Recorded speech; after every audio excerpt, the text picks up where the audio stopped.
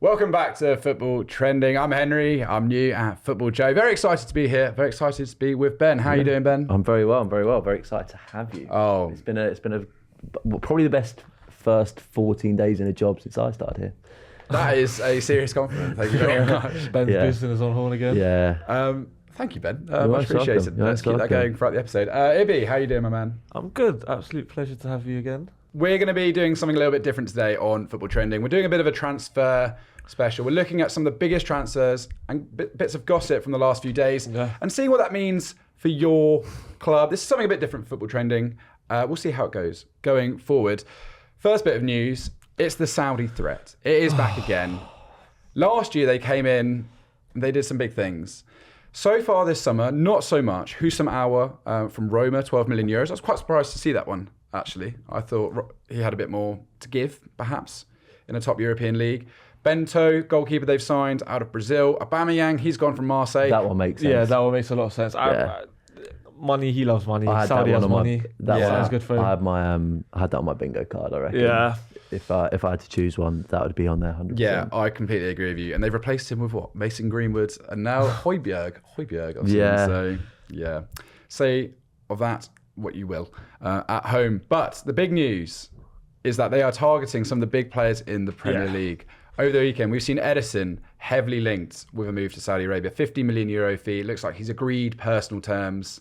He's just waiting for Manchester City to give the green light to that. Moussa Diaby, quite surprised about this one as well. I'm surprised about. Yeah. The Ederson and Kevin De Bruyne, I'm a bit more like, yeah, I could see that happening. Moussa Diaby, I feel like he's got he's got a lot of years to give. I do see his it. record signing last year. Yeah, wasn't he? I do see it being a thing where he goes for 1-2 years, makes his money, and comes back to play top level European football. But it gets quite hard to come straight back into European football. It's a habit being really good at football. Like at that top level, it's not you take for granted. I think maybe not a lot of players, but I think it's almost like very difficult to come back in. A lot harder to come back in than to go on your original wave upwards, where it's like years of building the habits and the blocks to then play at that level. Yeah, but it's not you can and then it's not. I don't think it's I can't say one way or the other, but I don't think it's a switch. You can't turn it on and off. It's habits, and I think going to Saudi is a risk for someone at that age. Yeah, and not a financial you see risk. with Kante, there's rumours of him going back, or not going back, but going to West Ham on loan, or was it 13 million? 20 million. 20 million. Like, is what it looked like. And it shows that players will go to Saudi and they would want to come back, whether they went for the money or whether they just didn't like it out there. That's we don't know that, but it just shows that. Is it worth it? That's my biggest thing. Because for Ederson, I don't think it's worth it. For Kevin De Bruyne, do you think it'll be worth it? Let's get into that one as well, because yes, the final bit of big news is that Kevin De Bruyne has been linked with a move to Saudi Arabia, all to Al Ittihad. It's all to the same club at the moment. Fabrizio Morano has come out today and actually said that's not true. He hasn't agreed personal terms. However, he's made no secret of the fact that he would be interested in a move out there, given the finances available. He's 33 years old now. I mean, personally, for me, the Ederson one, fine, if he wants to go. I have no issue really with a goalkeeper going to do that. As you said, Moussa Diaby, only this time last year, we're going, wow, what a player out by Leverkusen. Yeah. He's going to be epic. I don't he think was in everyone's fantasy teams last year. There we go. Everyone was going from going he's undervalued. Last week. 100%. He was that guy last year that was like, wow, we've got he's coming to the Prem. This is going to be well exciting, and he didn't really. Hit the heights, to be honest. I don't think so. I don't think they get that 60 million back as well down the line. But yes, we then have De Bruyne potentially moving too. And this kind of leads on. That's a big loss for Manchester City to see Ederson and De Bruyne leave. There's been rumours that Julian Alvarez is being heavily linked with Atletico Madrid. Yeah. At the moment, they want him to replace Morata up front. Also, there's the news about Pep Guardiola. He's going to England, as we well know, in 12 months' time, isn't he?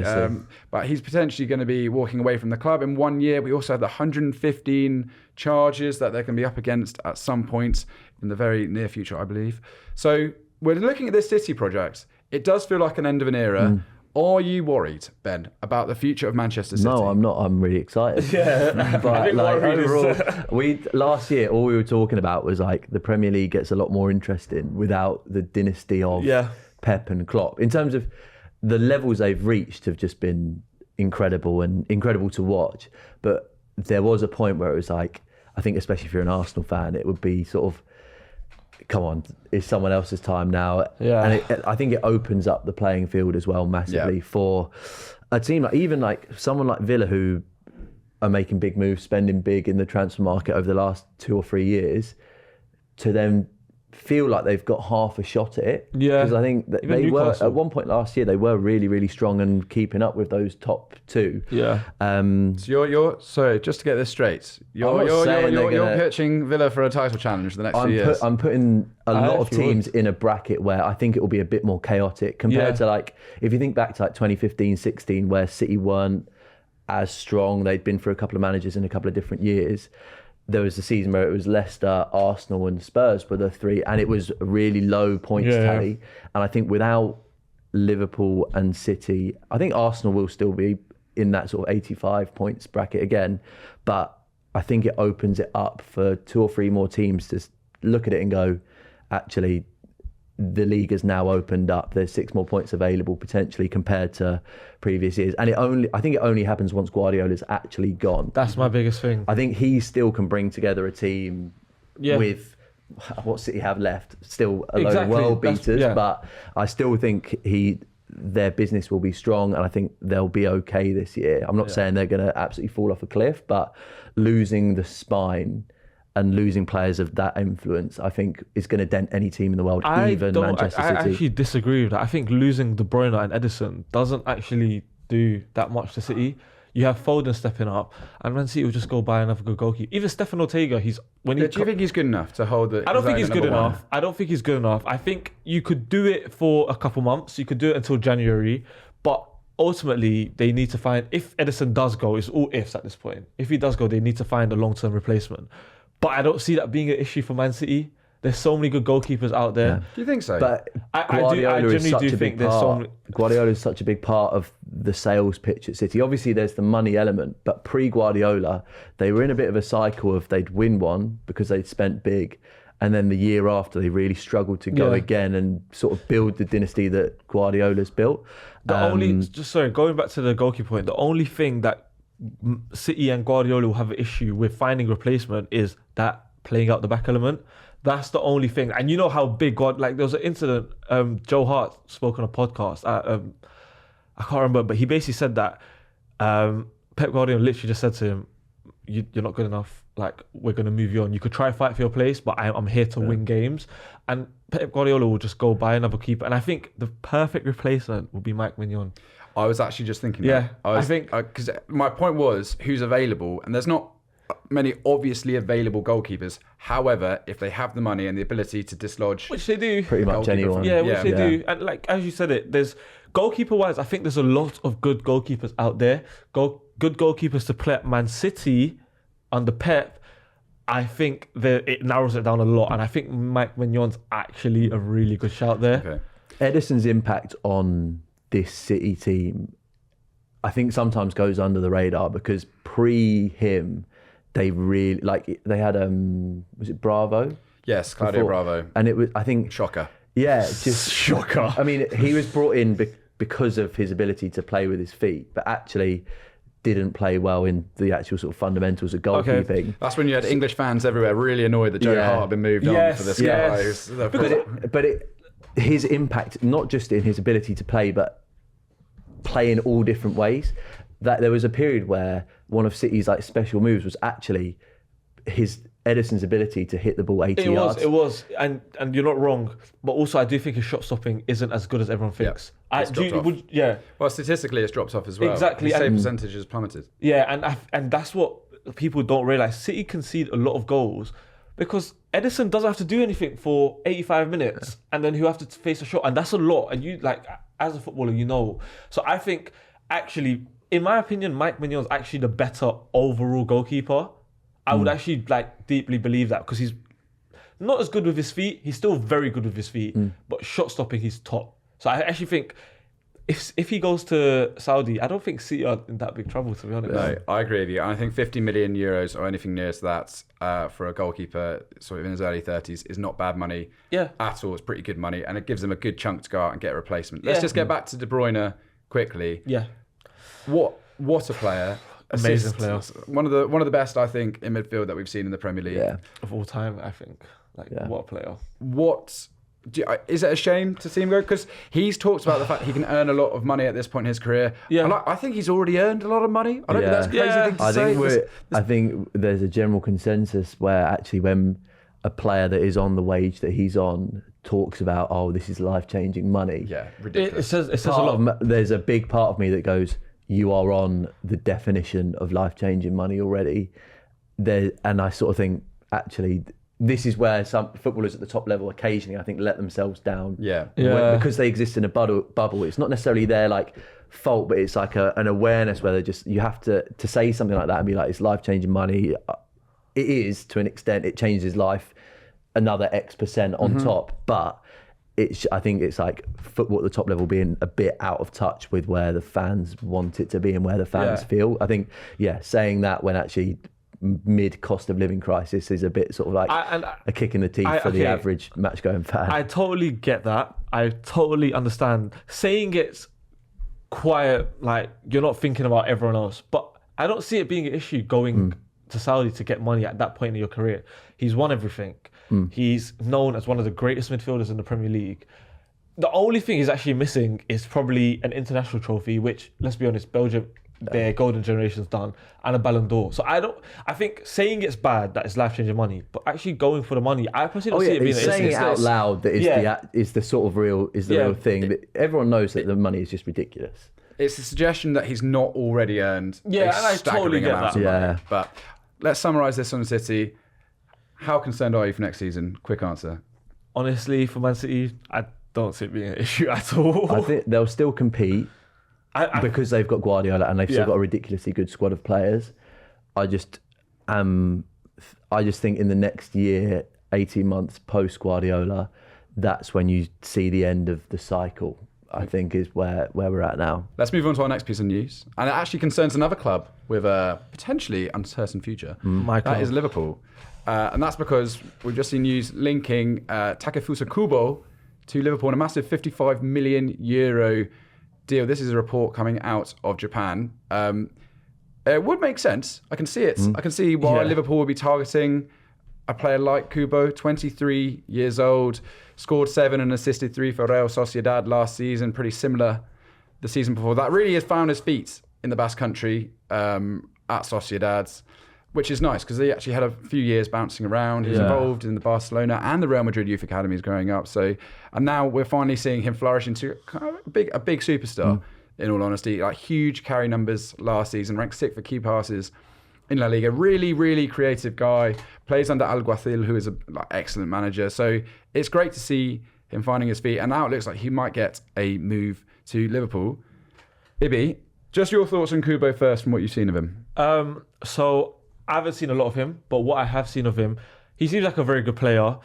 I'm a Liverpool fan, and my issue with this signing is we love to go for players that aren't proven, and we very rarely get world-class proven players, so like your Soboslais, and sometimes it doesn't work all the time, which is kind of like your Luis Diaz. He's done okay, he's not really hit the heights, and I don't want Kubo to be another Diaz in the sense where he does okay, we need to give him a few seasons to find his feet. Like, we need players to hit the ground running, and to move to the Premier League is a lot. So I think it's a good move. Whether it works, I'm not too sure. What, do you not think 2 years playing in La Liga, 1 year, back-to-back years playing in the Europa League? I think they're even in the Champions League in the time that he's been there. I'm not necessarily worried about Kubo. They made the Europa League. I think week in, week out in the Premier League is a totally different ball game to playing Europa League, La Liga. I think that week in, week out in the Premier League, the physicality, I think it works both ways.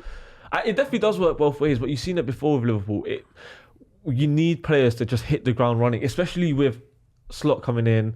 We're in a transition period. You have to have players that hit the ground running. I'm not against it, but also I would personally want us to go for more proven players. But I think he can be a good signing in the next couple of years. Whether this season it works, I don't know. 55 million, if that is the reported fee, it's a lot. I don't think that's too bad for a quality young winger in this day and age. And I do think he's got a lot of very top level experience under his belt. He's electric when he's on the ball. He's a really, really exciting footballer. From what I've seen of him, he does look really good. I totally get that. I like the way he arrives late into the box and his finishing. You've seen his finishing really good. Like, he loves a reverse shot. He'll always try reverse it, but it's just the Premier League is a totally different ball game. Even like Luis Diaz, came from Porto. I think even like Jota. Okay, he had some pretty good season at Wolves. I don't think that necessarily makes him. Oh, because he was good at Wolves, he's definitely a better player than someone who's coming out of the Real Sociedad. Yeah. I think there's an element with all of these. I think with the way that the transfer market has changed in the last few years, there's a lot more risk for the big clubs, because I think previously there was a lot of big clubs weren't necessarily doing the recruitment at a European level in the same way that some of the lower, like as a Saints fan, there was a period where we were leading on scouting. We signed Mane, we were signing Alderweireld, and it was because our scouting was more developed than other teams. Brighton have shown that model, and so like Wolves did it for a little while as well with basically Portugal. And I think now what's happening is Liverpool are now going slightly more to source rather than looking at. So it would previously have been Sociedad, and then domestically he would have made a move up one, and then Liverpool would then maybe spent big a little bit more, I think. But like, or for instance, Haaland's trajectory where it was like Salzburg to Dortmund and then to the super club. Whereas now I think they're scouting younger. Sociedad in with Salzburg. No, not necessarily, but I think there's an element where big clubs are signing younger, and there is an element of more risk, I think. And I think overall, part of me thinks that with every transfer at 55 million, like we say it's good value, it is only good value if it works, and that is only seen in hindsight. And if it works for the system that Slot is, there's so many variables right now in terms of the role that Salah plays, whether Diaz fits the system, what role Jota plays. Yeah. And I think it's so difficult at this point to say it will work for him because there are so many variables. And I think it's difficult to say one way or the other. I think from what I've seen of him in La Liga and the Champions League, which is relatively limited, he is exciting to watch, and he will bring an element of the Luis Diaz where, like, when he first came to the Premier League, I'd seen him play a bit for Porto, but then it was just like I knew what we were getting, and it was like just a little bit of magic. And he hasn't necessarily had the numbers to back up some of the performances that he's put in. Okay, cool. So you have to remember, I'm speaking as a fan. Oof, I'm very harsh criticism of Kubo coming in. It's. Oh no, I don't think it's critical. Okay, it's just cool. Think like this. Look at Liverpool's transfers over the last couple of years. Keita, where he had this a similar amount of experience, and played really well in other teams. In the last few years, our players were a bit younger, so we have the risk to make them mistakes because we still have players who've got a few years left. Yeah. But now we're getting to the stage where Salah's getting older, Van Dijk's getting older, so we have to replace them with players of similar quality. But it's hard. I get it's hard to replace Salah, who's one of the best players in the world.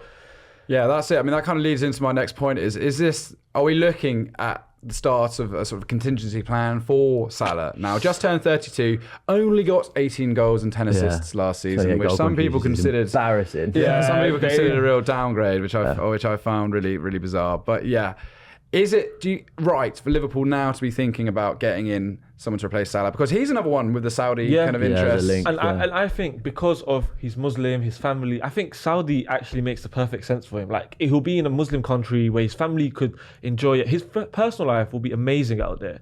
So I could actually, I will see Salah going Saudi in the next 1-2 years. His post about embracing being bald this week, I think, is a great thing for all men losing their hair out there. He said, just whip it off and get on with it. Yeah, agreed. So going back to replacing Salah, think about it from your clubs. I know you guys don't support the best clubs in the world, which is fine. But let's say that's your opinion, I'd say. Let's say you guys replaced your best player with a player that done well in a championship, not Premier League proven player. How would you guys feel? Imagine it.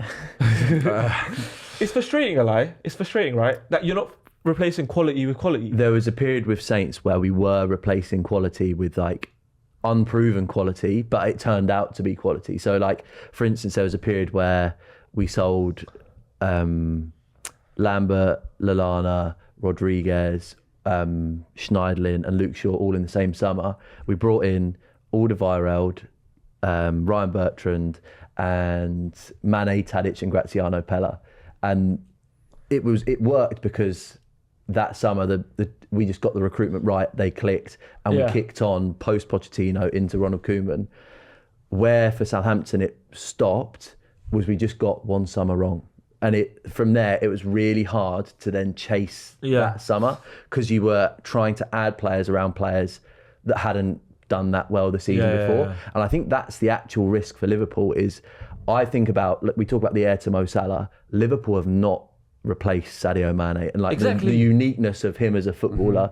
And I think Mo Salah's numbers are undeniable. But in that period where Liverpool were at the absolute peak, Mane was going toe to toe with him and was in a lot of ways, in my opinion, was more impactful in that Liverpool side. 100%. And I think when you talk about it now, you're trying to replace around, not even replace, but add around players that have only been there a year and are part of this transition. And it's difficult to do it around players that haven't been there all the time, because there's that, you don't have that core stability, which is what City have done so well, is they've always had 2 or 3 players that have been there 4 or 5 years.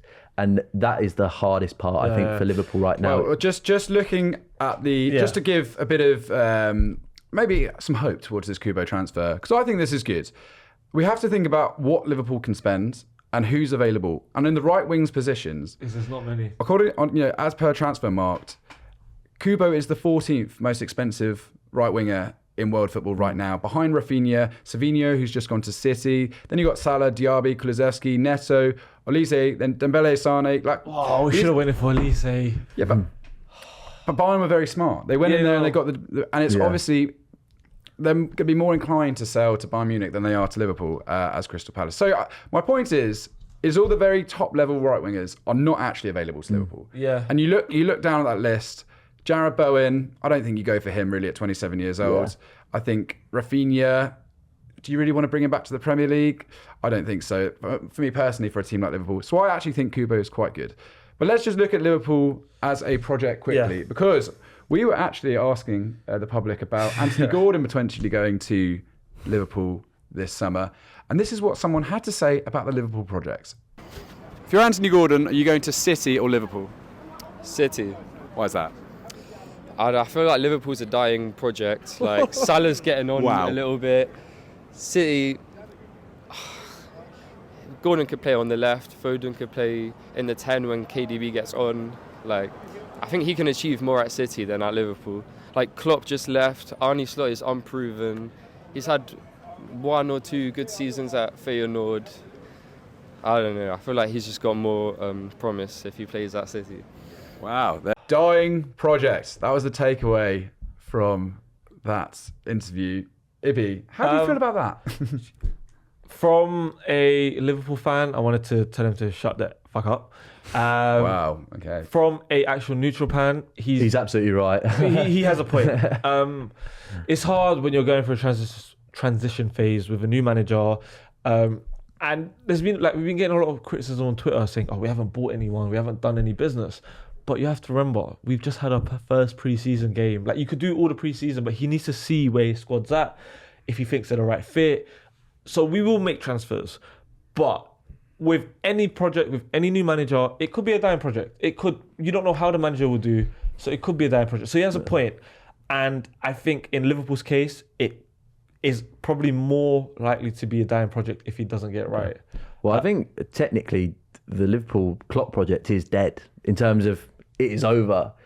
I think my opinion is Arne Slot it is nigh on impossible to reach the heights that Klopp I don't know. I think he can do that. That it was such a special period for Liverpool, and the stars aligned with the players they signed. Because as you say, like even the Liverpool team that was unbelievably good, it wasn't necessarily built on players that were stars when they joined. Agreed, it was Mane from Southampton. It was Salah, who had a really great couple of seasons in Italy, but it wasn't necessarily guaranteed that this set of players, or expected that this set of players was going to kick on in the way it did. It was Trent at 18 coming in, Robertson coming from Hull. We're talking about a project that really aligned for Jurgen Klopp by design, don't get me wrong, but in football there is an element of it just has to click.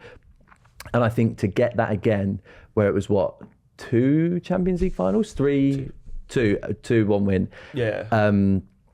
An elite, their first league title for donkey's years. I think to do that again to go again is the harder part of the project. And we've seen it with other managers that were there for longer, but in previous eras, with Wenger, with Ferguson, where replacing that you're doomed to fail to an extent. It's like, is Arne Slot a bit of a fool guy where it's so tough to replace someone that was so charismatic, so intelligent, and had winning teams, and players wanted to join Liverpool to play for that manager because of what he'd done at that club. Yeah. It becomes really difficult, and like less so than City, I want Liverpool to do well. No, more so than City, I want Liverpool to do well. I think because of the nature of City's transfer dealings and the way they are as a club, I don't necessarily have the affinity with them as I do with Liverpool, where it is a historic club and historically successful, and the people's club, that all the elements that make Liverpool Liverpool. So I'm sort of hoping that they don't, but I think they will. What do you think, Henry? No, I think they're fine. They have not made any signings yet so far. Thiago and Matip have gone, but I think as long as there's an expectation that next year isn't going to be a blockbuster one, as long as the fans throw their support behind Slot, I think it's a huge jump to go from Feyenoord to Liverpool. I really do. Yeah. And but he played some really tactically fascinating football at Feyenoord. High possession. It will do some really fun thing with your defenders going forward. I think there's a huge opportunities for players. Curtis Jones, Harvey Elliott. This is the time that these guys need to step up and say, we are the main boys in this team now. There's a lot of guys in Liverpool who've just been happy being the B team, in my opinion. They now need to step up. There's a reason Curtis Jones is not being picked for England, and he should be being picked for England. But it's his fault, in my opinion, because he's not stepping up. I think I'm not worried about Liverpool. I think Slot's going to be really fun next year. There just needs to be a degree of acceptance that it's not all going to happen at once. Anyway, that was the news that Kubo is potentially on his way to Liverpool, according to reports out of Japan. Another winger that could be on the move, and this is one that's come in as a bit of a surprise, actually broke this morning, as it were. Jadon Sancho, PSG. It actually makes a lot of sense when you hear it out loud, doesn't it? This has come from Foot Mercato journalist Santi Auna, who says that they are close to reaching personal terms, PSG and Sancho. He's excited by the project and that they're going to put in a bid for Sancho. Ibby, you're a streets will never forget kind of footballer. What do you think about Sancho? Number one, I would love to see him play in the Prem. I would love to see Sancho play in the Prem. The issue that I'm having is PSG right for him? I personally don't think so. I think he needs to go to a club that are establishing what they do. They know PSG, especially with Mbappe leaving, they're starting a whole new project. And he needs to go somewhere where it's settled. You know what you're going to accept. It's one player. No, but it's Sancho. Yeah, but do you not think sometimes that other players just step up? Like, they've got a load of good players. I'm not... No, they do. But because it's Sancho and like the type of person he is, I think a settled environment is the best for him. And PSG, I just don't think they'll win Liga 1 again. We all know they're going to win it. They'll probably win it by a landslide. But I want to see him go somewhere that will really like make him shine, make him do really. Because if you do well at PSG, you're kind of just doing well. Like, no one really takes notice. But I want him to see him at like a big club to really show that how good of a footballer he is. I would have loved to see him at Liverpool. It would have never happened because he's at Man United, but I genuinely think he could be the heir to Salah. But do you not think... well, there we go. No, I would love to see him. Do you not think there is a big if, but if PSG go on and do well in Europe and the Champions League without Kylian Mbappe, and he is the star man, because we saw what he could do last year at Borussia Dortmund. He didn't actually get loads of goals and assists, 2 goals, 2 assists in the Bundesliga, but was electric in that Champions League, really helped drive them to the final. Do you not think that if he produces that kind of performance for PSG, and it is still PSG, let's not get it twisted here. Huge club. I think it suits his branding kind of quite well. They're quite cool teams in terms of fashion sense and whatnot. Ben, I'm a bit more positive about this for him. How do you feel? Yeah, I think if it goes through, I think it's another environment away from Manchester United, which I think is probably a good thing for him. I think coming back in would have been really tough, and the spotlight would have been really on him. Whereas I think with PSG, there's an element where he's a bit more a cog in a relatively successful machine, especially domestically. And I think whereas compared to United, where they're the sort of, there's chance that they're a shit show yet again this season. So I think for him personally, I think I'm a fan of a move away from United. I think on a personal level, when he first joined Manchester United, it was the signing that convinced me that United were going to come good again. I remember just looking at their team and thinking, there's some balance, there's like some ambition, this really makes sense. Jadon Sancho has been doing it at Dortmund for a number of years, and signing someone like him just felt really right for Manchester United, the identity historically of the club. And I think I was really sad that it hasn't, I am really sad that it hasn't panned out for him the way that it went sour last year as well. Just, it was bad for both parties. But I think a move away, again, I would love to see him do it in the Prem. Almost to say to Ten Hag, it was your fault. It was your fault. Are you not surprised? Because it looked like they apparently they'd shaken hands. That's what really like confused me. Is that it kind of came out last week that they've made up their besties again, and United have made some good signings. I'm not saying they'll come good, but I think they will have an overall better season than they did last year. And it would have been nice to see Sancho be a part of that, but that was mostly because I want to see him in the Premier League. I think it's a move that makes sense. I just don't think it's the best move for him. Mm-hmm. If you look at the actual wingers that PSG already have in their books, Ousmane Dembele, he's obviously the standout one there. Asensio, Barcola, I guess on the left-hand side as well. Kang In Lee, they've got some other young players that can actually play wide. Where will Xavi Simons be next season? We're not quite sure yet. Where do you think Sancho fits in terms of the hierarchy of those players, looking at that? I mean, traditionally, his best period, when his first spell at Dortmund, I always think he was best on... I think on the right. On the right. He was on the right. That was why it really made sense when he moved to United, because they had that year, their problem position was out on the right. Yeah. Rashford had been playing really well out on the left, and they were struggling for someone to provide the symmetry that Sancho was supposed to provide.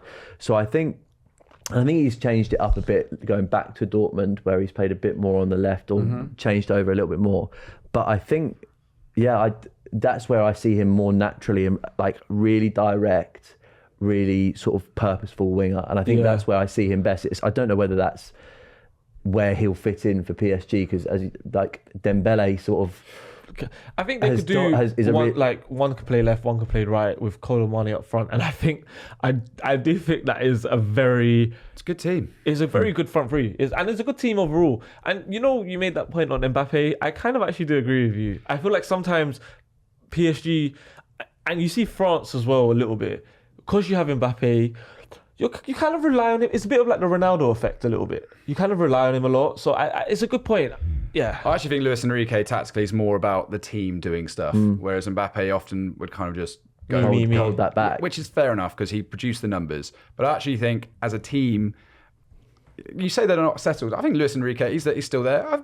I'm pretty satisfied. They're just annoyed that they've lost the amount of money that they have on this deal. I think Asensio, let's bin him off. Not good. He's not compared to Dembele. Yeah. Dembele also must be worth noting. You can't guarantee a season out of him. Yeah. He's not built for a season of football. So this could be fun. It's not gone through yet. There's nothing confirmed. It's reports from Foot Mercato journalist Santi Olna. United don't even have to say yes to this, by the way. They can still reject it, because then they'll be lumped with Anthony for another season. Just a quick one before we move on. If Sancho was to move and it wasn't PSG, where would you see be a good fit for him? Well, I think going back to Dortmund, I think that's clearly where he's happy. I think he plays great football there. It's a shame that he won't go there. I actually really enjoyed the links with Juventus. Yeah, I thought Juventus is the one that I was thinking. Right wing at Juventus would have been wicked, but I just think that they're putting their money in other places. Yeah. So I think Dortmund or Juventus, go to a big club, be a big player and be a big star and prove everyone wrong. I think that would be the best thing for Sancho. All right, that was news. Jadon Sancho potentially joining PSG. We're going to finish very quickly with a Rate My Take. And this week, it concerns Bayer Leverkusen and the Arsenal Invincibles. I would say that Bayer Leverkusen's recent unbeaten run tops the Invincibles. Why is that? Well, I think Leverkusen went, apart from the Atlanta game, they went unbeaten in every single competition. And I think in this day and age, with how defensive everything is, Considering the Invincibles pretty much won a lot of games just 1-0. I think they were in a tougher environment, and they scored a lot of 90-plus minute goals. And to do that in not just like the Premier League, like they did it in their league, in Bundesliga, and across other cups as well, I think it's more impressive. So you're rating the Bundesliga pretty highly? Not as a league entirely, but I think just the style of play and how defensive everything is and how tactical the game is now. Personally, I think it's ruined football a little bit in terms of the fun, but it's a lot more tactical now. So to actually pull through and do that across multiple competitions as well, it's more impressive to me. One more question. Do you think Bayer Leverkusen are going to be any good next year? For sure. They're in top 2. They will be. Okay, Ibby. Bayer Leverkusen's unbeaten season, almost complete golden unbeaten. I don't even know if there's a word for it. He says it was better than Arsenal's. And actually, I've looked at some of the numbers. I see where he's coming from. I do see where he's coming from. The only thing that kind of puts it back into the Invincibles' favour is the fact how bad Bayern Munich was. I agree. That is a big point. That's and it's the fact that they won by 17 points. Like that's a long way to win by. I do think Arsenal probably just edges it because it's the Premier League, and I think if Leverkusen done more in the Europa League, I think they got to the final. Yeah. well, I think technically, if you look at the criticism of the Arsenal Invincibles is that they got knocked out, and they weren't invincible in domestic cup competitions and the Champions League. They got beaten, and they only won the Premier League that year. They didn't even win the Community Shield. Yeah, they lost that. There you go. So. They'd already lost before they'd started. This is actually so tight. But I think there is that period in English football is quite unique in the... And the standard was super high back then. Like, so much better than it is now. There's two parts to it. I don't think Arsenal's team were unbelievably good. Like, they were changing football and were in not a league of their own, but they were just a step ahead of the competition at that time. And I think the Leverkusen one is different because they've done it across Europe, but actually in a league that overall wasn't that strong. Whereas I think you the Premier League, like the bottom of the Premier League last year was pretty awful. Yeah. I think there was a general acceptance. We didn't do well in Europe. Yeah. But I don't know, but I also think the Premier League at that point, that if you think about it in terms of like the top team and the bottom team, that was the year of the Premier League where it was super close. Mm-hmm. There was not a lot of difference between 20th and 20th was getting a higher average points. Like nowadays 40 points isn't the number that keeps you safe. It's less. It's like 35 30, and so I think the standard at the bottom of the Premier League has gone down. So I think for Arsenal to do it at that point was one of the most impressive achievements in the history of Premier League football. But then I'm sort of okay with Leverkusen being on a par with them to an extent. You always see Arsenal fans going back and forth on Twitter, and opposition fans always say, and you put it on the doc here, that Arsenal won a lot of games 1-0. How do you feel about that? I feel great about winning 1-0. The best way to win a football match. I think winning games and keeping clean sheets is such a good way to win a football match. They only did it 3 times, so I think only 3 1-0. They only won 1-0 3 times. I did my research into that, and they only had 3 goalless draws as well amongst the 12 draws. Because that's just 26 wins, 12 draws in Arsenal's 38 game campaign, whereas Leverkusen got 28 wins and 6 draws in 34 games. I will say Leverkusen 2.6 goals per game. They did score a lot more goals. And 0.7 against. I'm tying myself in knots with this. Yeah, I'm really like... Yeah. Because they only conceded 2 goals less than Arsenal did across a 38 game campaign. Yeah. It is really tight. It is really tight. Yeah. And they won the DFB Pokal. And they reached the Europa League final. Who did it beat? Did they beat Bayern in the DFB? No, Bayern lost to the... It was like a second division side. The second team. Stuff like that. Salzburg. Yeah. See, stuff like that just makes... You can only beat the teams that are put in front of you. You're right. But that is more of a thing that's how bad Bayern was. That they didn't make it. And that's what's pushing me to the Invincibles. I think I'm leaning towards Leverkusen. Yeah. I think it is... almost an identical. It's an identical achievement in terms of invincibility domestically is the achievement, and it's almost like an absolute. There is no way of doing invincibility better or worse. It's just the Leverkusen run to the Europa League final. But who's to say that Arsenal, if they'd not been in the Champions League, would have... Yeah, but they only got to the quarterfinals. They didn't even go that deep. Yeah, but if they'd been in the Europa League, would they have gone and walked it because they were that as good as Leverkusen are? But you could also argue, if you have to remember, Leverkusen won their league a week before they played that Europa League final.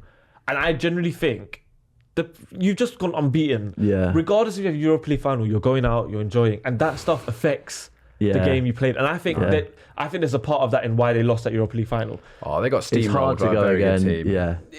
Exactly. Lookman was balling out on that final, man. So he was unreal. So are you going for? I'm uncertain. I think actually, as an achievement, the Leverkusen achievement is better because of where they've come from in terms of relative.